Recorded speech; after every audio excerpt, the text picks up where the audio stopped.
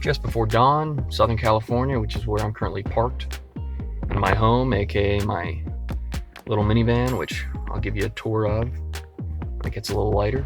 You know, there's more than one reason probably that I chose to live in a van. I don't like having a lot of things. I don't need a lot of things. I don't have use for a lot of things. So I was like, well, how can I minimize the amount of things that I have in my life? Like, well, okay.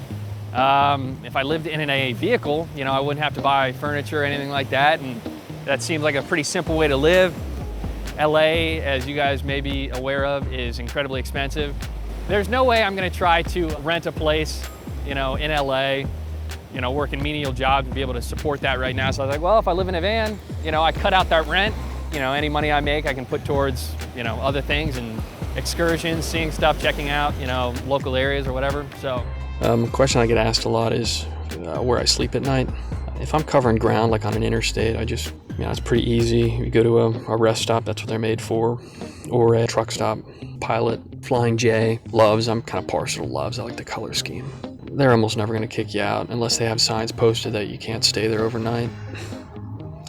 I'm in a big one, like if I'm doing some urban camping, a la LA, Walmart's great, you know.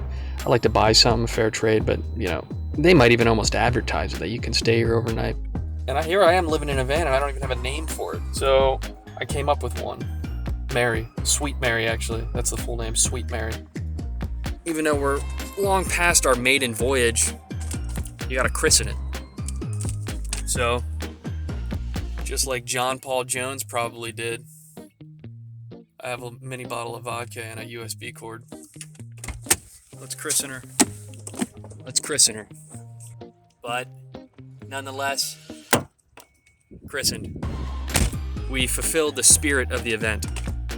I'm not married, I have no kids, I have no responsibilities really, so going to school online, wanting to travel around the country and, you know, not have tremendous bills. But I started my journey back in Pennsylvania. That's where I'm from. That's where all my family's at. I dropped out of college in 2013 and it was just kind of like a knee-jerk reaction. You know, I didn't know what to do with myself anymore. I had, up to that point, the only thing I had done with my life was pretty much play soccer.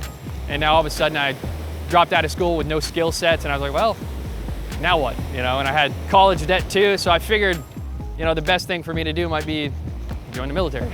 Get another skill set and see the world while I'm at it. So I've been in and out of school for years and I've dropped out like 3 or 4 times. I was like, okay, I'm finally gonna do it.